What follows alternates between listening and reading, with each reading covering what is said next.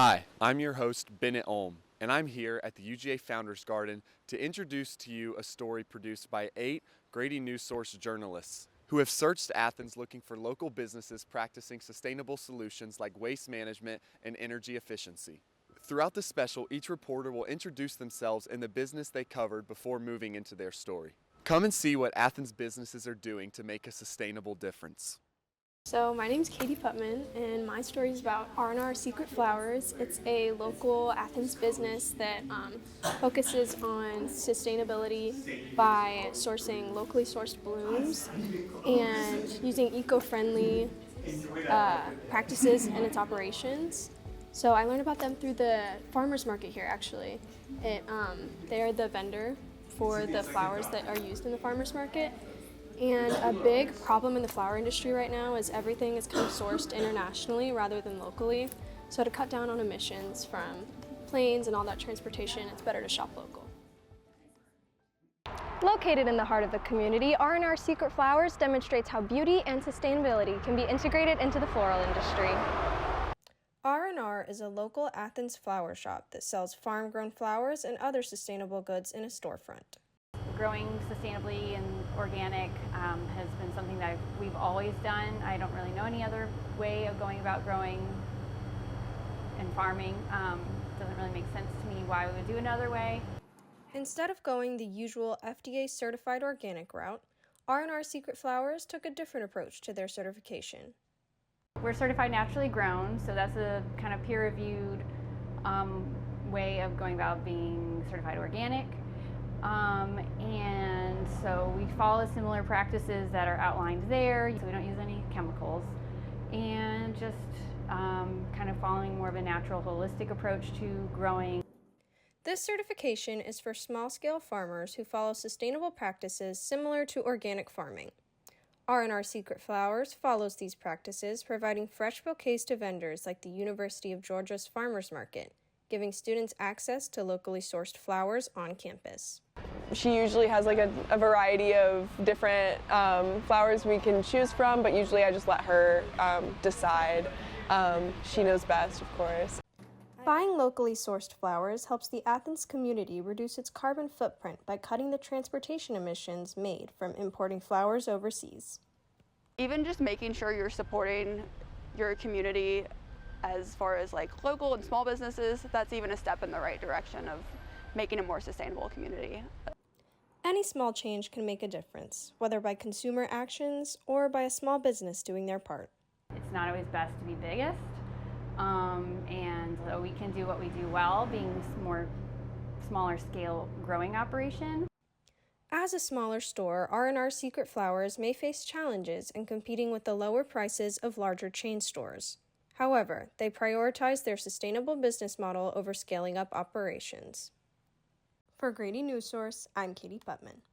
Hi, I'm Katie Carlson. I did my story on Wimberley's Roots, which is a community garden and kitchen located in a food desert in Winder, Georgia, and their goal is to help teach the community how to grow sustainably and develop healthy eating habits. So they'll teach cooking classes to the community and to the Boys and Girls Club pretty regularly, and just kind of help them learn how to make food with fresh produce, which can be really beneficial to people's diets, especially when they don't have access to that normally.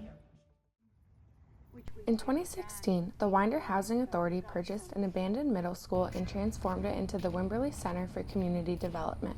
Housed inside the community center is Wimberley's Roots, a community garden and kitchen. Our mission is to fight food insecurity and promote healthy eating in our neighborhood. According to the USDA, Winder, Georgia is a food desert. What that means is that there are people out there that not only don't know where their next meal is coming from, but they don't have availability for fresh food. Wimberley's Roots offers a variety of ways for community members to get involved and learn about sustainable growing and eating habits to help increase access to healthy food. They host monthly cooking classes for the community called Lunch and Learn, a diabetes series, and they teach cooking classes to kids from the Boys and Girls Club twice a week. All of this has a direct impact on the community. If you have a happy, healthy community, or the best that you can make it, you have a successful community. Wimberley's Roots partners with retailers for their cooking classes, including Classic Pita and Shellbell's Culinary Creations. It was a lot of fun. The kids are very inquisitive, curious, motivated, very happy. They're just were excited to have a different experience from what we're used to. The kids love learning to cook at Wimberley's Roots, but say that despite the classes, they won't change their diet to be healthier. My favorite part about today is eating. But the kids aren't always excited about what they're making. When they first walked in, it was funny because they were like, "Ew, I don't like pesto." You know, they didn't want that, but they wanted the pasta. But then after they tasted it, they were like, "This is really good." However, Wimberley's Roots is still facing challenges that arose during the COVID-19 pandemic. Moses said it's hard getting volunteers since the shutdown. It's very difficult as one person for me to do this. You know, I work with Wimberley Roots, the kitchen, I work with Wimberley Roots, the farm, and I also work with our commercial vendors. Although the Wimberley community is small, everyone is supportive of each other. Being a small business ourselves, we want to support other small businesses. Yes. So if they support us, we support them, everybody does better. There are currently over 15 types of fresh produce on the half-acre garden, all grown from seed. Eating locally grown produce can have various health and environmental benefits, including a decreased risk for certain diseases and a decrease in food miles. The farther food has to travel to reach consumers, the more carbon the travel emits, which increases the effects of climate change, such as global warming. Well, you know, local grown produce, you know where it comes from. I mean, our plants out there went from seeds. We didn't add anything to make any of the plants bigger. Our tomatoes are made by tender loving care. Moses said that their main focus now is increasing awareness about the services Wimberley's Roots offers in the winder community. For Grady Newsource, I'm Katie Carlson. The harvest comes in for the fall. My name is Abby Malik, and I wrote a story about Jittery Joe's, which is an Athens-based coffee shop. They actually have a lot of locations on campus, and through a student project, they started composting their coffee grounds and any food waste that they accumulate because they have a limited amount of snacks behind the counter. So they compost all of those foods once they reach the expiration date and the coffee grounds. So food waste is one of the biggest contributors to methane emissions, which are a kind of greenhouse gas that heat up the temperature of the planet. Every business does not do this because the liners and the composting bins can be pretty costly, which can either fall on the business or the consumer because they'll raise the prices consequentially. But regardless, it does reduce emissions. Composting does reduce emissions by reusing the nutrients in the food waste, which can promote agricultural practices in Athens. Food waste in landfills releases harmful methane gas, but composting transforms this waste into nutrient-rich soil, reducing emissions. Jittery Joe's Coffee has embraced composting to cut their environmental impact, turning coffee grounds and food scraps into valuable resources. In August of this year, Jittery Joe's began composting all coffee grounds in an effort to remain eco-friendly. They also compost all food products once they reach their expiration date. Longtime Jittery Joe's employee and University of Georgia public health student Ansley Groen spoke with me about Jittery Joe's recent endeavor into composting its waste material. We actually do have a lot of organic waste here with all the coffee, which is pretty good for plants. This decision to begin composting began through a student project to spread sustainability practices across campus. It has since stuck, and Jittery Joe's continues to compost today. We do have compost collection, and we also have always recycled since I've been here. After 3 months of implementing a composting program, Jittery Joe's has diverted masses of organic waste from landfills, transforming it into nutrient-rich compost. Many customers, while unaware of Jittery Joe's adoption of composting, express their endorsement of these environmentally friendly practices in businesses. Frequent patron of Jittery Joe's, Elliot Yude, shared why she thinks it's so important for businesses to be sustainable. I think it's really important, especially for kind of local businesses like Jittery Joe's, to set the precedent for other businesses around. Caitlin Noble, who specializes in waste reduction infrastructure at the University of Georgia's Office of Sustainability, offered her advice on how to compost at home. There's a ton of compost places on campus now. There's one at the MLC and some other buildings on campus. And so, you know, making sure you're just having, contributing as least waste as you can to the landfill. While composting is a sustainable way to dispose of waste, purchasing liners and bins can be costly for the business. This cost can then fall on either the business itself or the consumers through a consequential raise in product prices. While the climate crisis is constantly looming, businesses across Athens continue to take small but meaningful strides in order to decrease their carbon footprint, ensuring we have a brighter and cleaner future ahead of us. I'm Abby Malik, reporting for Grady Newsource. I'm Susanna Woodall, and I did a story on Athens Craft Brewery's Can Collective. People will recycle the cans, but it's getting the cans to the Can Collective so they can recycle them for the money for nonprofits. So, I mean, people do recycle, but not necessarily to their bins.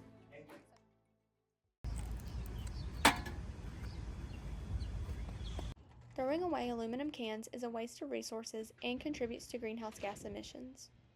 According to the Environmental Protection Agency, 2.6 million tons of aluminum metals ended up in the landfill in 2018, but only 670,000 tons were recycled. A couple of months ago, Authentic Brewing Company partnered with Athens Craft Brewery's Can Collective to tackle aluminum waste in the community. Can Collective founder Stephen Casto was the inspiration. And I got on board because Stephen was part of it. And I know anything that Stephen does is going to fit. It's going to be done for the right reasons, and because he cares about the community, and we just have to figure out how to make it work. It helps the earth out so much, you know, just recycling. I think 75% of aluminum out there is fully recycled cans, you know, or fully recycled aluminum. There are a couple of places in Athens where you can drop off your aluminum cans for recycling. Authentic Brewing Company and Academia Brewing Company both have drop-off sites. These are available 24/7. The Can Collective uses the proceeds from recycling to make donations to other local nonprofits in Athens. Casto recently recycled enough cans to give Lovecraft Athens a new sewing machine. Lovecraft is a nonprofit that provides community for adults with disabilities. So one thing that we try and do here at Lovecraft is create productive opportunities for our crew members. We serve 43 adults with disabilities, and so we're always trying to find more ways to engage them and teach them new life skills that can translate. One can that you recycle, it saves enough energy to basically light a 100-watt light bulb for about, I think, 4 hours, or run a TV for 3 hours. So it's a quick process, and we don't lose material when we're recycling aluminum. That's why it can be recycled infinite number of times. So just using that valuable resource again and again instead of wasting it. With the Can Collective being a new organization, there are certain challenges or limitations.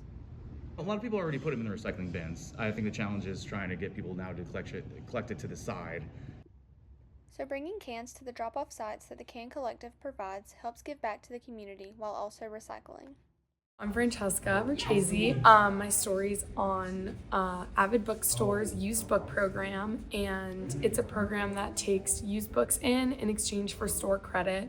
So people can bring in their books in exchange for a credit that they can then use to buy more books. So it helps cut down on paper waste, and it also makes books and reading more accessible and affordable to the community. So over 22% of all recycled materials in Athens are from paper waste. And it's very easy to say, oh, well, paper can be recycled, so it's fine, but there's very few actual functioning recycling deposits in Georgia as a state, and these deposits actually take a lot of energy to process the recycled materials. So the best way to actually help and cut down on waste is to keep them in the cycle, and that's by used programs and exchanges instead of just recycling. One tiny bookstore in Athens is doing what it can to not only save books, but help save the planet. Avid Bookshop's used book program offers credit for turning in used books, helping to cut down on paper waste and providing people with a cheaper alternative to buying brand new. One of the biggest things with books is that they are paper and they're printed on paper. That takes a lot of resources and it takes a lot to produce. We believe in the power of books and we believe in the power of print books, but we also believe in the power of extending those books and bringing those books to new people. Over 22% of recycled materials in Northeast Georgia come from paper, which is directly related to discarded books, magazines, and other reading materials. So what exactly does this program do? So we accept used books anytime that we're open. Everything that we can put on our shelves, you receive some credit. Credit kind of fluctuates based off of condition of the book, based off of whether it's a hardcover or softcover, based off of genre. So it creates this nice little circle of being able to keep returning books and getting more books. Charm and UGA grant recipient M. Makumsky says preserving books cuts down on the production of new books and energy to recycle old ones. With material reuse, like when things are getting donated, you're really just continuing that cycle. So then we're not having to take any more out of the earth, and we're also not putting anything back. While the program has many benefits, it comes with its fair share of obstacles. But that is kind of a challenge and a danger, is making sure that we are keeping ourselves here and making sure that we are doing things to keep the store here and keep us kind of alive and sustainable. Makumsky says one of the biggest barriers to this is convenience. It's really hard for people to go out of their way to do something. So the easiest option for a lot of people is always going to be, there's a trash can right next to me, I'm just going to throw something away. Paired with this, education and awareness about solutions are just as important. Avid Bookstore draws in readers from near and far, not just for the books that they sell, but the values that they stand for. I'm a former English teacher, and so it's reading and passing on books is like a form of love to me. And I feel like when you read a book, it becomes part of who you are, and when you allow somebody else to take that book from your hands, you're giving them that piece of you and hoping that they'll that'll become innately a part of who they are. Avid Bookstore shows how one company is taking the initiative to minimize paper waste. Their advice to others: start small. I'm Chanel Gaynor. I did my story on Junk South and their residential trash pickup service, and basically what they do is they pick up trash from homes in different areas in Athens, and instead of sending that straight to the landfill, they have an extra step in the process where they will sort through the junk and they will determine what can be recycled, reused, or donated. There's a lot of growing landfills across the United States, basically, and a lot of people are sending things that can be sent to recycling plants or be reused, and there's a longer life cycle for those things. So what Junk South is doing is helping to provide accessibility, because that is one of the biggest challenges of recycling is accessibility and taking the time to go to a recycling plant and drop off your recyclables or go to a place where you can donate your stuff. So Junk South is helping kind of mediate that difficulty. Landfills overflow with items discarded without a second thought, yet some of that trash could have had a second life. Junk South, an Athens company working in residential trash removal, makes sure that there's one extra step before the landfill. A lot of customers are, oh, I didn't know y'all donated. I didn't know y'all recycled. That's what really makes customers happy. The average Georgian, average American sends about 5 pounds of stuff to the landfill every day. And in this community, about half of that could have been easily diverted. Growing landfills are some of the biggest contributors to both water and soil pollution, along with climate change. Junk South is trying to do its part to help divert waste from these landfills. We call it ESP, which is extra sorting practices. So our guys will look through the load, we'll offset it to the side, like, okay, this is donatable, this is recycled, the rest is landfill. Recycling can be challenging due to limited time or access to recycling programs. Junk South offers a solution by coming to you and repurposing what others may dismiss as junk. Sometimes it's hard with dated stuff or stuff that we know that we've had trouble in the past getting rid of, like a piano or a pool table, stuff that are really big and bulky like that. Charm Athens is one of the recipients of the Junk South's donated materials, receiving chemicals, paint, and batteries. Charm takes these hard-to-recycle materials and extends their life by selling materials to manufacturers or including them in the teacher reuse store. No one wants a landfill in their backyard, and eventually everyone will have a landfill in their backyard if we don't stop. The average landfill is 600 acres. This space could be used for natural environments, instead is being used to collect trash, and when they become filled, it's necessary to create more. Recycling is one of the most impactful, most accessible actions, individual behaviors that Americans can take to make a difference, a meaningful impact in reducing climate change. Junk South is doing their part not only hauling junk, but spreading the importance of waste diversion here in Athens. Yeah, so I wrote my story on sustainable lawn care. That was kind of the topic of what I was writing on. As I was researching sustainability issues, lawn care was one that I found and started to think more about. And as I looked more into it, I found Rabbit Hole Landscaping, which is a sustainable lawn care company here in Athens. And they're very new. They were founded in April, and so there wasn't a ton out there on them. But as I started to dig into it, I learned that it is a company who believes in fully battery-powered lawn care practices. They have a trailer that has solar panels on it, and they drive around from yard to yard, and as they are driving around, the sun powers the equipment and the batteries, and so they don't use any gas. They believe in noise-free lawn care that conventional landscaping practices typically bring. And lastly, a user of the company, someone who is a customer who pays Rabbit Hole to come out and take care of their yard. This is Josh Mansfield, also known as Field. Field is the part owner and manager of Rabbit Hole Landscaping. Rabbit Hole aims to reduce carbon emissions and noise pollution by using battery-powered equipment. Field's boss is Nick Bradfield, the brains behind the operation.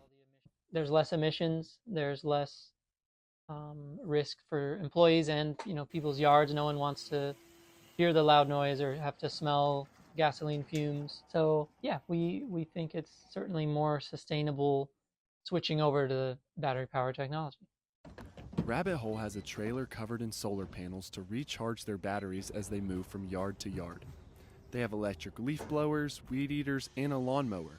Everything that they do avoids the use of gas, including their EV truck, the Ford Lightning. However, Bradfield doesn't ignore the potential environmental impact of his company. Some believe that lithium batteries are actually more harmful for the environment. I think there are certainly issues that are still needing to be worked out with the lithium supply chain and the ability to recycle them.